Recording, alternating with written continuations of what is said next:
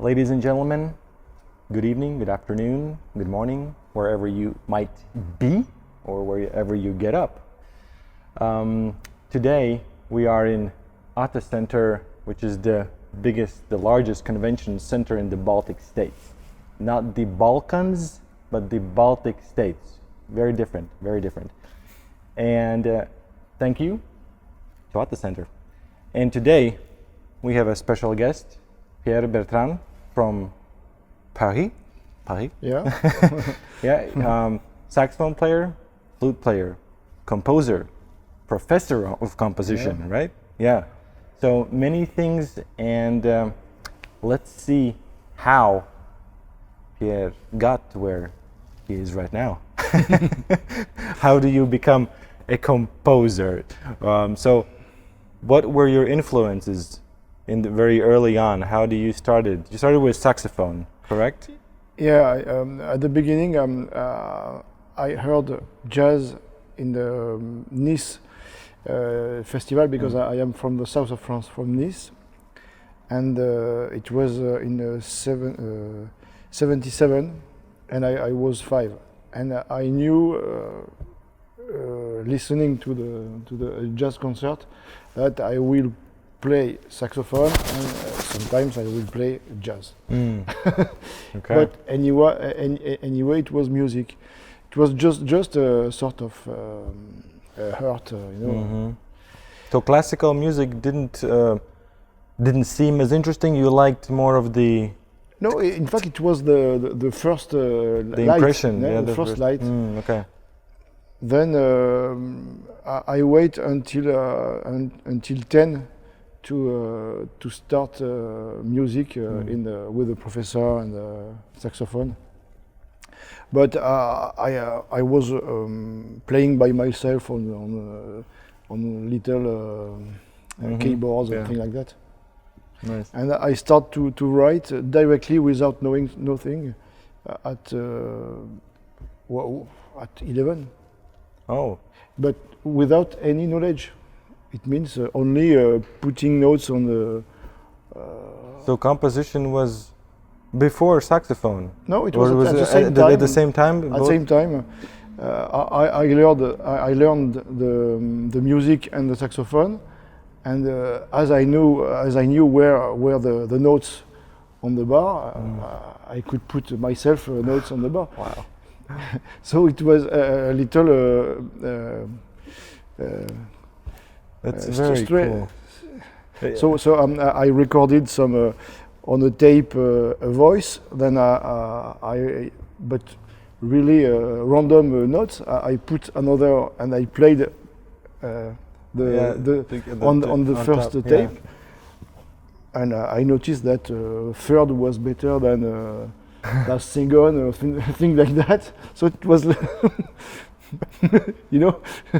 That's great. Yeah. And I took some arranging courses when I was 15, but from jazz arranging. Then I had a girlfriend in Paris, so when I was 16, I went to a library and I took some very cool arranging American books to understand. I understood how it works, how it worked, and then I took courses. When I stopped my study, I was in a scientific way after the baccalaureate. I did two years of superior scientific. Like masters, or is it? No masters. Before, you know. Okay. Like bachelor, or something. School for prepare. It was a school to prepare to engineer school. You know. Okay. 2 years, and after the 2 years, I understood that I had to do music than that. So I go back to the conservatory and learn the classical saxophone and classical writing music. And I worked between 20 and 22, Well, you have to be a little bit, you know what I mean, to Yeah, be yeah. to get somewhere. When Yeah, because I wanted to change. I didn't want to be an engineer. I wanted to play music and to write music. So I worked a lot, and I went at 23 years old. I went to Paris Conservatory, Superior Paris Conservatory, and then be in Paris. Things can change. But Wow. yeah. So, but how did you become interested in engineering? Why did so this? Because you started so early already playing and composing. What did you want to do? What was your focus, interest in? No, because my father was engineer, and he was, but he's still alive. And my mother was a designer for architects. So there was no musicians in the family. A part of the family there is painters, so artistic person, but no not so much professional music. So, but so you kind of fit in the family. There's design, kind of architecture, arts, painting, and then music. And it's my father. When I was very young, five year old, he bought tickets with he worked at Aerospatiale. You know, and now it's the same. The name is not those who do the Ariane, Fusée Ariane, and Airbus. You know Airbus? The planes. Yeah, the aerospace. So Airbus. Airbus. Airbus. Yeah. Of course. He worked there, and he bought tickets for all the week of festival, and we went to all the concert of jazz concert. So nice. They really like music, and a friend of them was in Nice. A famous disc seller, you know. So we had a lot. We had a lot of recordings. Yeah. And so you had good support from your family. Yeah, sure. Yeah. Oh, that's good. Yeah. And my grandmother paid for 3 years, my 3 years in Paris, because Paris is very expensive, and she paid for the flat and the. That's very nice of her. Yeah, because it's well. Okay, so engineering, all right, and so you felt like the heart is kind of pulling you back to music. And in fact, I really loved the mathematics when it was interesting and new. But when you have done 1 year of learning all what you can do, then you have 1 year to do only exercise and exercise again more and more. Yeah. And I thought I can't do that all my life. It's not possible. There was the screen, you know, the screen covered of signs. Yeah. I was there 10 meters. What the fuck? And you can make music like that too, though. Yeah. Like with all the matrices and everything. Yeah, but it took like 20 years to understand why they are linked and why.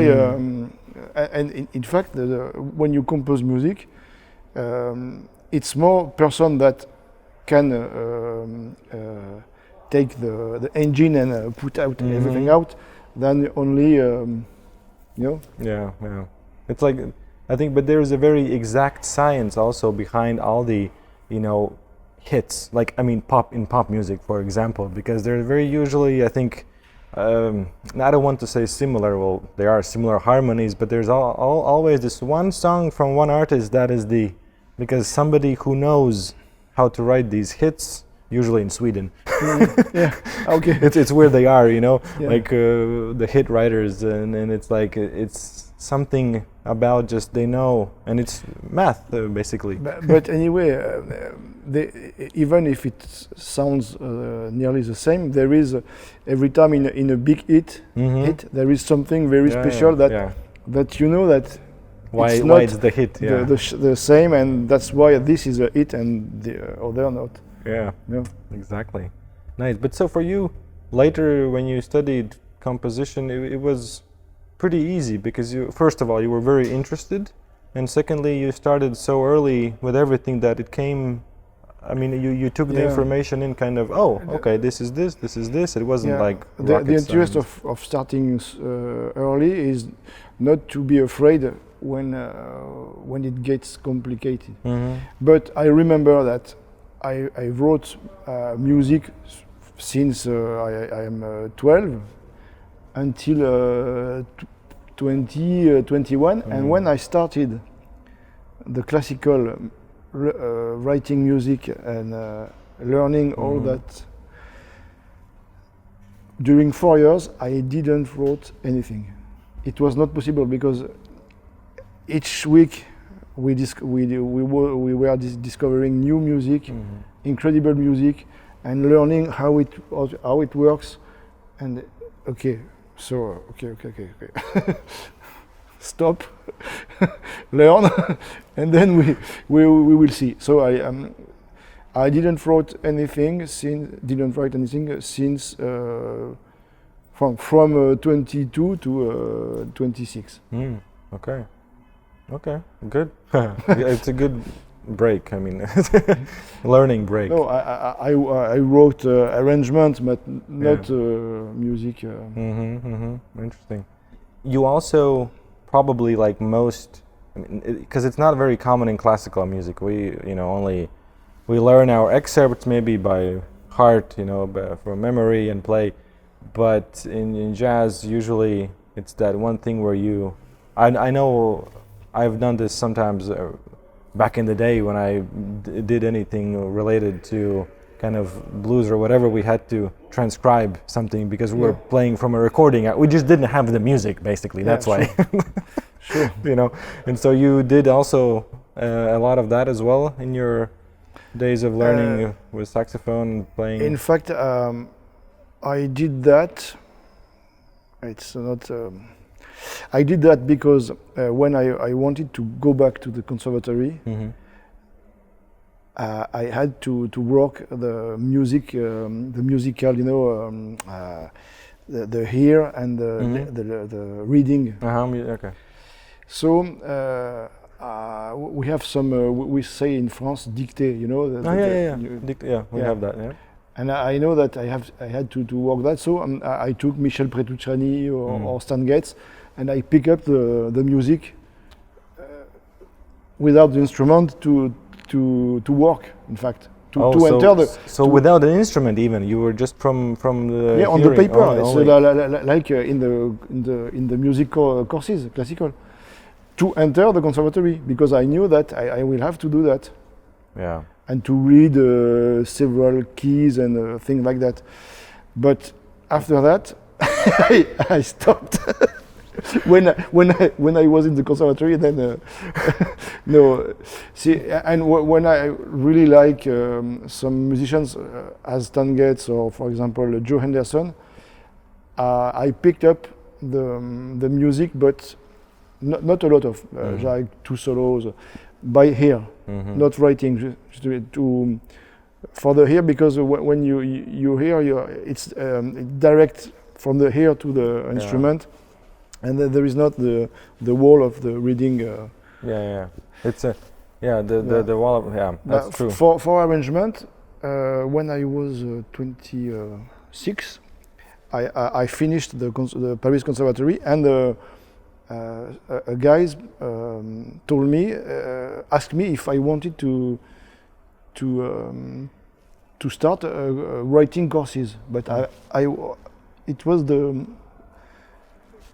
in June. It was I was finishing the conservatory, and this guy asked me in September to be still in a conservatory, but as teacher. So it was not for me. It was not a good idea. But the problem is that guy was like a very famous French professor. He had some friends like Bill Evans, Herbie Hancock. Oh. He is a teacher of all the great French pianists. So you can't refuse. Yeah. It's not possible. And then it was to be the teacher of jazz writing in a conservatoire, Nadia Lily Boulanger. You know who is Nadia Boulanger? So it was too much to. So Wow. I went there, and to start the course, I had to pick up music, very good music. So, for example, Oliver Nelson or Marty Page arrangement, to do a course, because. Wow. So I didn't pick up a lot of music, but professionally after, when we work with singers, with everybody, we are constantly picking up music for arrangement. For example, 2 years ago they wanted to play Michel Legrand symphonic arrangement.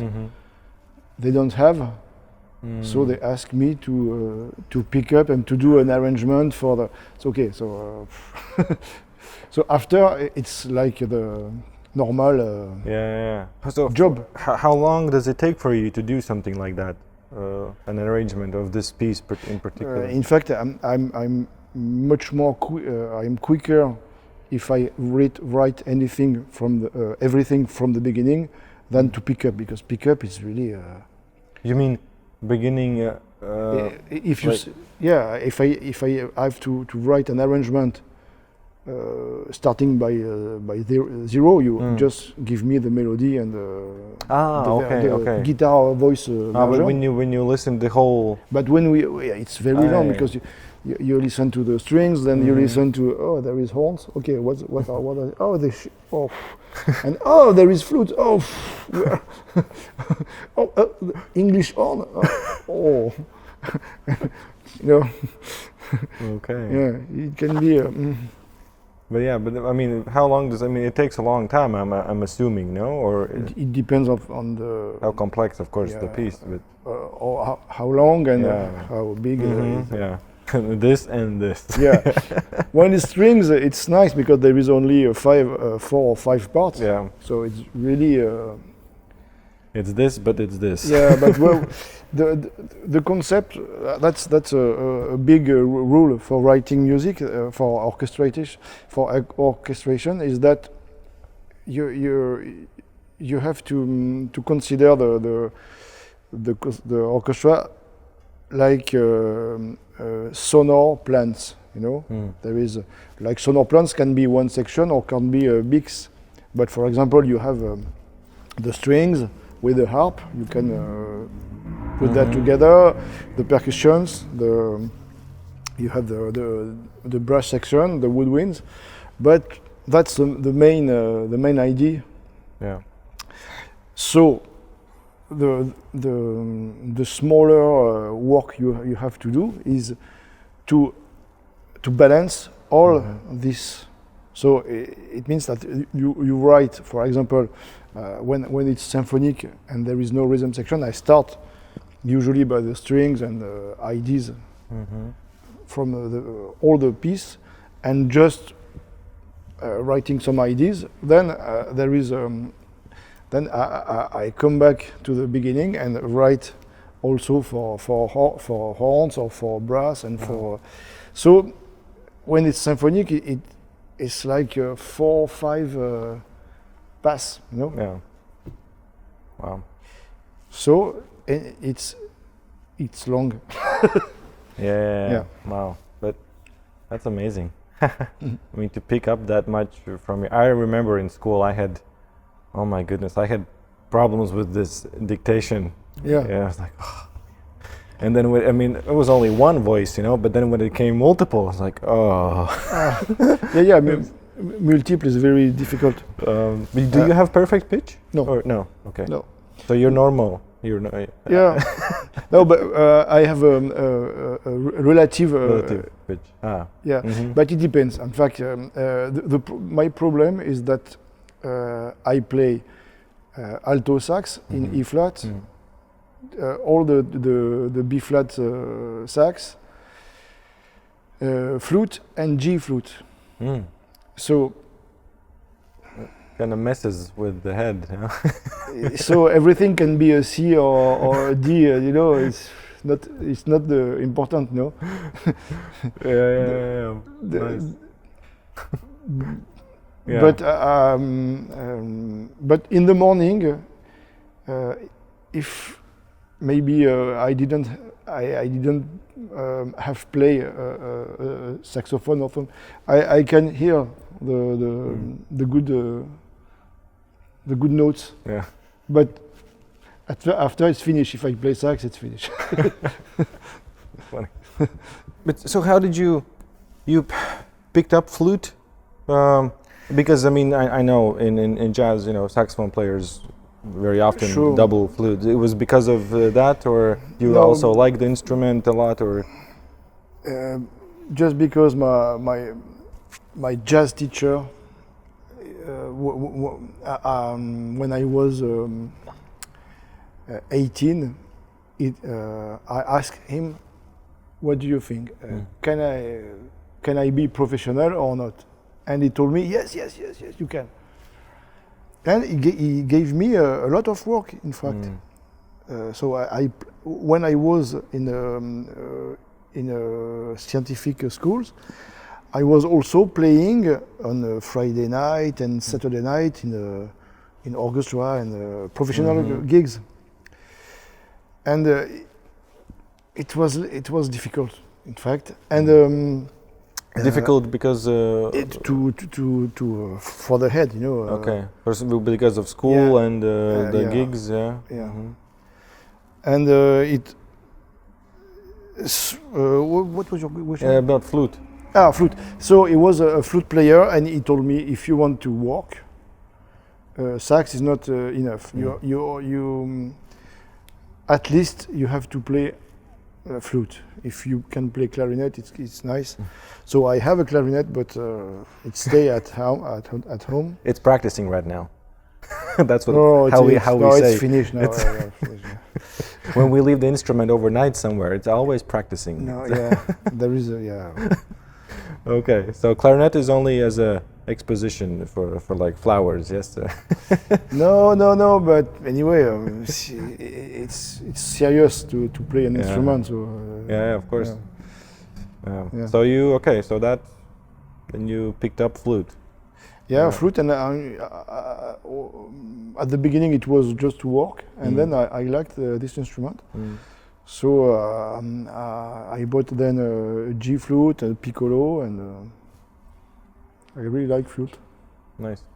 Which is your favorite saxophone? I like all the sax, but I think the soprano liked me more than the other. But I start by the alto, so it's like my first instrument. I played a lot of tenor, and I also played the classical baritone sax in the quatuor, you know, in sax quartet. So nice. I like all this instrument. And what about studying in the conservatory? How much time did you spend on your, I don't know, you know, technique, or was it just you got more technique when playing also professionally as well, or what was the ratio, or did you have time to practice? That's the problem is when you write music, it takes all the time. You can't stop, because when you write music, you need a minimum 3 hours. If you don't have, you need nearly 1 hour to remember where you are in the music and to. So the better is to have nothing to do during 2 weeks and to do only a composition. That's the better way. But when you have a normal life, you have to answer to telephone, to emails, and it's impossible to write music. Yeah. But you can practice 1 hour or 2 hours, diminished scales or what you want, technique things, intervals, I don't know. Yeah. You don't have to stop at a certain note and then continue from that note. It's not like in composition when you go to a certain point, you have to continue from there. But the problem is when you stop, when you go back 3 days after, you have to. Yeah, remember. You can't take directly where you were. It's not possible. Interesting. Yeah, it's the same when I'm making longer videos, longer interviews. It's also the same. It takes so much time, the editing, and I want to do it as quick, but as soon as possible, because bigger gaps, then you start forgetting what was there, and then later, you have everything in mind. So it takes a lot of time, and it also a lot of focus. So there is a period to write music. There is period to work on instrument.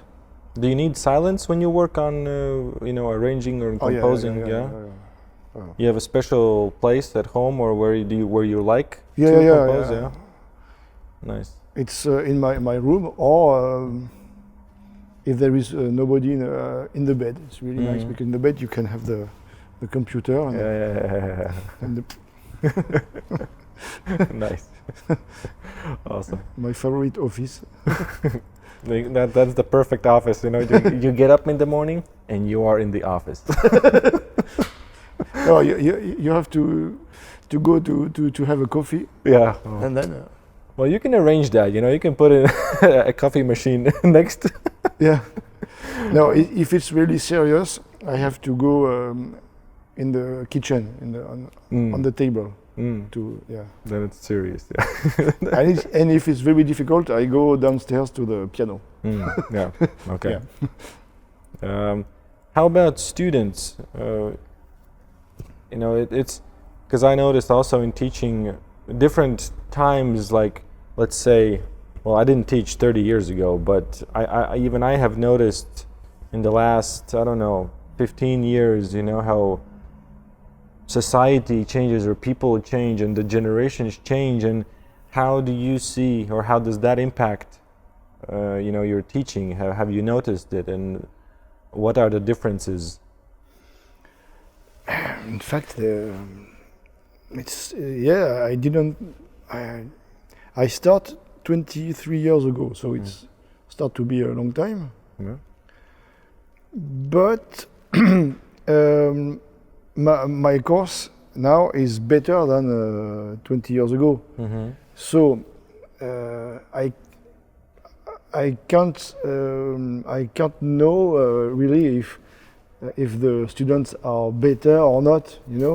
I understand, but I mean from their kind of perspective. Do you feel like students want to know more, or it's not that important, or they're just doing it for the degree, or?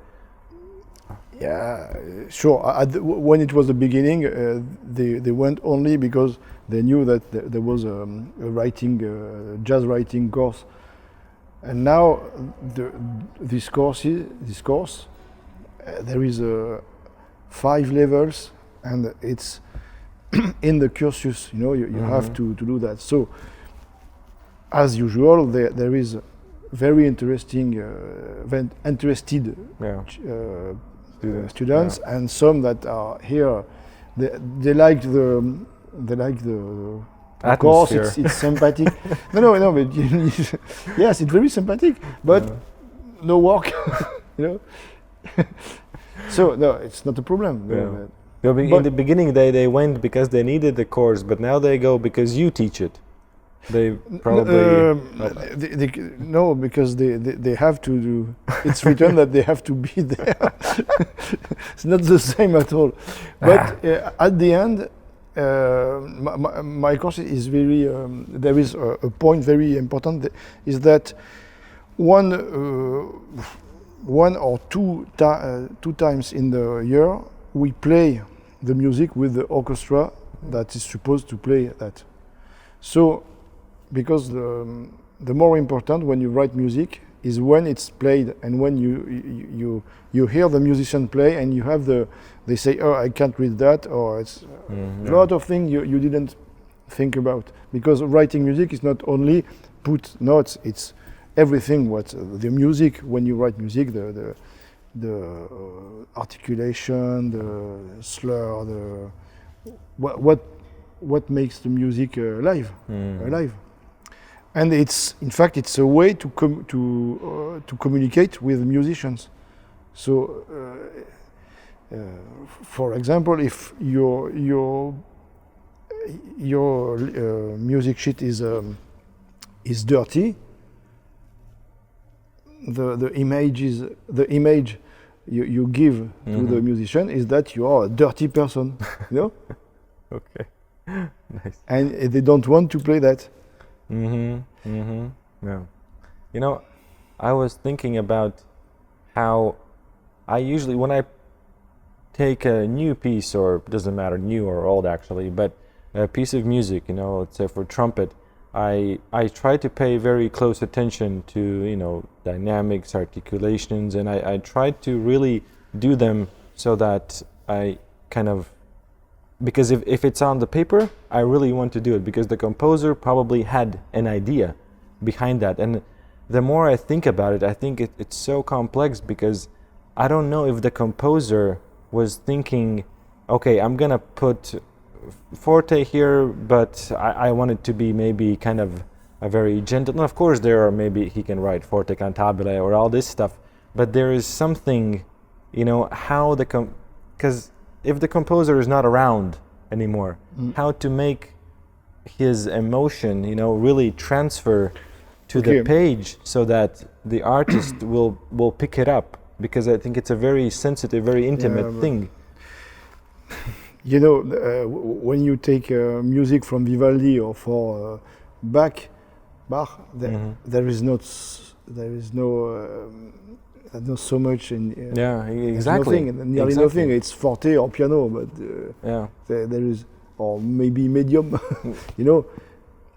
So, but when it's writing, you know, when you write an arrangement, the first lesson is to write the arrangement with the extreme voices that have the same the same aspect than the dynamic. When you want a crescendo, you start with the voices near the extreme voices, and the melody is going up, and the bass is going down. And when you do a decrescendo, it's the contrary. That's basic. And there is a lot of things you can use, but it means that when it's well written and orchestrated, you just have to play, and the dynamics are written in the music. You don't have to force. No.